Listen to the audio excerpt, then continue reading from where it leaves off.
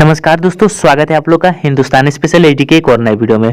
दोस्तों, जैसे कि आप जानते हैं कि इस समय जो इजराइल है और जो ईरान है उनके बीच में जिस प्रकार से जो गतिविधियां बढ़ रही हैं उसको देखकर यही लग रहा है कि आने वाले दिनों में इनके बीच में बहुत ज़्यादा और बहुत बड़ा युद्ध छिड़ सकता है।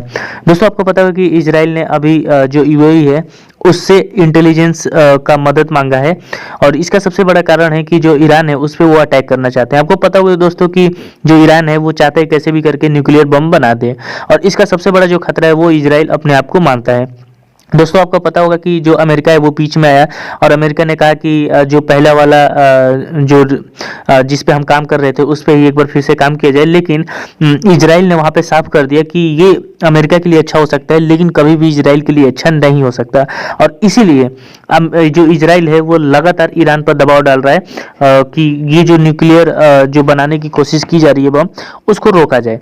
और इसलिए अब जो इजराइल है उसने यूएई की मदद भी मांगी है। और दोस्तों, इसके बाद से जो पाकिस्तान है उसमें एक चीखें निकल रही हैं क्योंकि यूएई एक मुस्लिम देश है और वो इजराइल का साथ दे रहा है जो कि आपको पता है कि हिंदू का देश है। और इसीलिए इस वीडियो में बात हो रही है इजराइल और यूएई में जो कुछ भी बातचीत हुई है उसके बारे में। तो दोस्तों, वीडियो काफी इंटरेस्टिंग होने वाली है, तो वीडियो को अभी से लाइक और हमारे चैनल हिंदुस्तानी स्पेशल एडी को भी सब्सक्राइब कर लें क्योंकि हम आपके लिए ऐसी वीडियो लाते रहते हैं। तो चलिए बिना देरी के वीडियो को स्टार्ट करते हैं। अच्छा, एक और बड़ी पेशरफ्त होने जा रही है कि ईरानी सदर साहब जो है वो रूस जा रहे हैं। ये क्या जो सर रशिया का एक लॉबी जो है वो बनती चली जा रही है और पाकिस्तान को बहुत जल्द बहुत सारे फैसले करने पड़ेंगे, वरना पाकिस्तान इस पूरे खित्ते में इस तरह तनहा रह जाएगा कि उसे सिर्फ हिंदुस्तान के जेरे नगी होकर रहना पड़ेगा।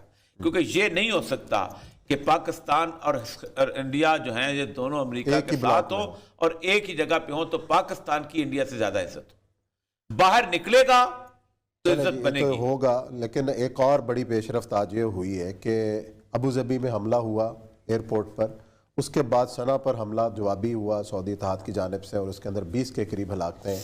और जो नई जो पेशकश आई है वो इसराइल की तरफ से आई है यूएई को कि जनाब आपको फौजी इंटेलिजेंस और ये सपोर्ट देने के लिए तैयार। आपको पता है मैंने क्या कहा था? इन्होंने बल्कि हेडलाइन भी लगाई थी कि जवाब इसराइल देगा। और मैंने कहा था कि बुनियादी तौर पर इसराइल के साथ इन्होंने ये जो अरब मुल्क है उन्होंने पैक्ट इसलिए किया है कि हम बाकी इन्फ्लुएंस में उसको बचें। और ये बड़ी बदकिस्मती कि जब मुसलमान को मारता है तो एक मुसलमान ग्रोह जो है वो कुफार के पास जाके पनाह ले लेता है क्योंकि दूसरा मुसलमान ग्रोह जो है उसको मुसलमान ही नहीं समझ रहा ना, उसके नजदीक वो काफर है, उसके नजदीक वो काफर है। बहुत सी इसका मामला जो है वो मैंने पहले भी कहा कि ईरानी हेजेमनी की अब आज उन्होंने बॉम्बिंग की है ना उससे मुसलमान मरे। यमन के लोगों का कसूर क्या है? इसलिए कि ईरान चाहता है वहां पर आना और सऊदी अरब चाहता है वहां पर अपनी हेजेमनी। क्या उनका कसूर है कि जो कैद से बच्चे मर रहे हैं? शाम के लोगों का क्या कसूर है? इराक के लोगों का क्या कसूर है? बहरीन के लोगों का क्या कसूर है? फलां का क्या कसूर है? वो कल मैं एक जगह बैठा हुआ था, हमारे बड़े मोहतरम है जर्नलिस्ट, बड़ी अजीब गरीब, मैं इतना एहतराम करता हूँ जिसका नाम नहीं मैं लेना चाहता, सबको पता ही है। मैंने कहा कि अयूब खान इकॉनमी बता रहा था कि अयूब खान के दौर में ये हुआ था, जैसे बाकी मतलब 17 अरब डॉलर बेनज़ीर को मिले थे, कर्जा ये हो गया। उन्होंने कहा था कि अयूब खान के दौर में रिसोर्सवर्दी भी गिरफ्तार हुआ था। मैंने कहा ये कोई बात है करने, फलाना भी बंद हो गया। तो यार कोई ये कोई गुफ्तगू करने वाली, यही वो हम करते हैं कि जी वो वहाँ तो ईरानी आ गया तो इसलिए हम जाएंगे। वो जी इसराइल वहाँ पर मौजूद है लेबनान में, इसलिए लेबनान के हशर मशर कर देंगे। तो भाई तुम लेबनान को मारने के लिए, लेबनान का सत्यानाश करने के लिए, लेबनान पे हेजेमनी काम के लिए बहाना इसराइल का बनाते हो। ये ईरान के साथ ताल्लुकात खराब करने बहाना इसराइल का बनाते हो। ईरान भी इसराइल का बहाना बना के जो मर्जी करता चला जाए। जब वक्त आता है तो आप जनाब अफगानिस्तान में अमेरिका का साथ दे देते हो, इराक में अमेरिका का साथ दे देते हो। अजीब, अफगानिस्तान में आपने 20 साल अमेरिका का साथ दिया। जब वक्त आता है तो अब भारत में जेनोसाइड हो रहा है। एक इशारा, सिर्फ एक इशारा मुस्लिम ममालिक का हो, बाइकॉट का, कि हम तुम्हारे बंदों को निकाल देंगे और सिर्फ हिंदुओं को निकाल देंगे, एक दिन तक मोदी का बाप जरूरत नहीं कर सकते। चूंकि बैग नहीं उठाए जाते, किसी के आगे झुका नहीं जाता, किसी के हाथ जोड़ के आगे खड़ा नहीं हुआ जाता, इन तमाम तर चीज़ों के बावजूद उन्होंने कहा कि हमारे यहाँ बोलने की आज़ादी है, आप आपका जो इजहार राय है आप कर सकते हैं। इन तमाम तर चीज़ों के बाद अजीब सी बात है कि नूर आलम खान साहब को एक शो कॉज नोटिस भी इशू हो जाता है। फिर खटक साहब की उनके साथ कोई बहस मुबाहिसा होता है तो बाहर आके वो कहते हैं कि नहीं, मैं तो सिगरेट पीने बाहर गया था।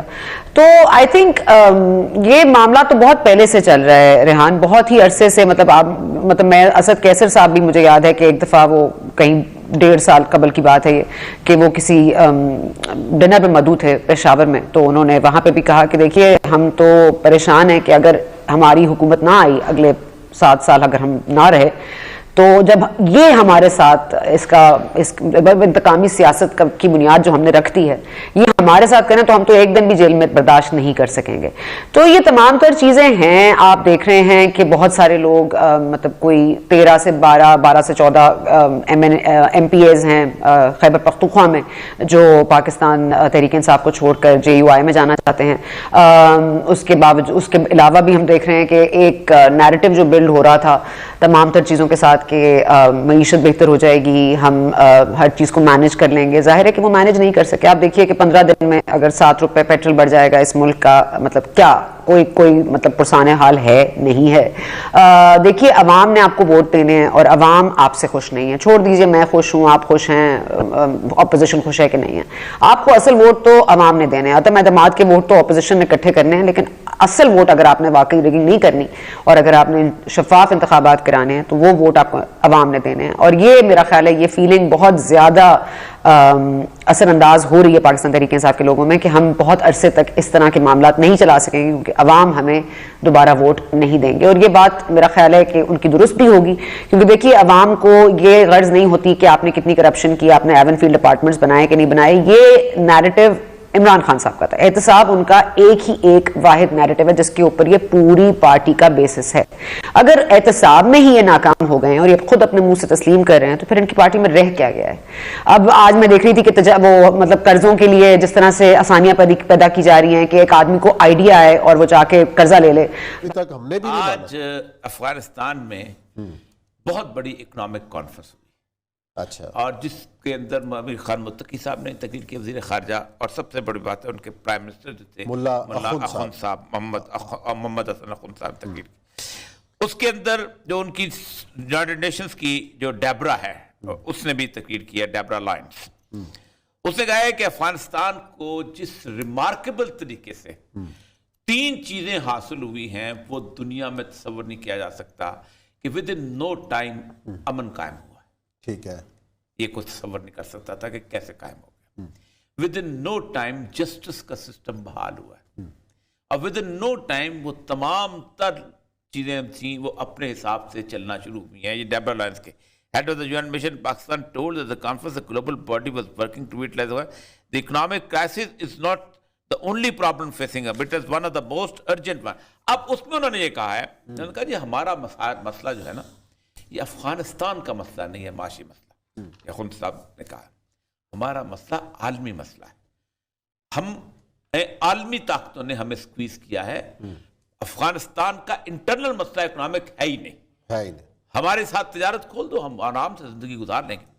फिर उससे ये कहा है कि देखिए मसला सारा ये है कि अफगानिस्तान की 20 साल सारी की सारी इकोनॉमी इमदाद पे चलती थी। जैसे इमदाद वापस ली गई धड़ाम से नीचे गिर गई इकोनॉमी, और इमदाद से चलने वाली जो है इकोनॉमी कभी सर्वाइव। अच्छा, इस कॉन्फ्रेंस की जो सिफारिशात हैं, जो तकरीरें हुई हैं, कोई इसके ऊपर कान धरने के लिए तैयार है? कोई नहीं। अब देखिए, अब सारी बॉडीज हैं, अब 20 के करीब सफीर भी मौजूद हैं, लेकिन ममालिक सर उसमें मुल्क मौजूद है लेकिन हुकूमत तस्लीम नहीं की हुई। अच्छा, अब उन्होंने कहा देखो बात सुनो, शर्त दिलाई उन्होंने 1 अरब 50 करोड़ मुसलमानों को कि तुम दुनिया में हर डिक्टेटर कहीं आ जाए तुम उसको अस्सलाम वालेकुम कह जाके हाथ मिलाने चले जाते। अमेरिका आए अफगानिस्तान में, हामिद करज़ई को लगाए, तुम उसको एयरपोर्ट पे इस्तकबाल करते हो और तुम हम उसको एक्सेप्ट करते हैं, सफीर लगाते हो। सही है। तुम उसके बाद अशरफ गनी आ जाए तब तुम इसका इस्तकबाल करते हो। मिस्र में जमहूरी हुकूमत गिर जाए, जनरल सीसी आ जाए, तुम उसको एक्सेप्ट कर लेते हो, उल्टी इमदाद भी देते हैं। इमदाद। तो तुम क्या चीज हो? तुम्हें कल क़यामत के दिन अल्लाह के सामने जवाब देनी होगा।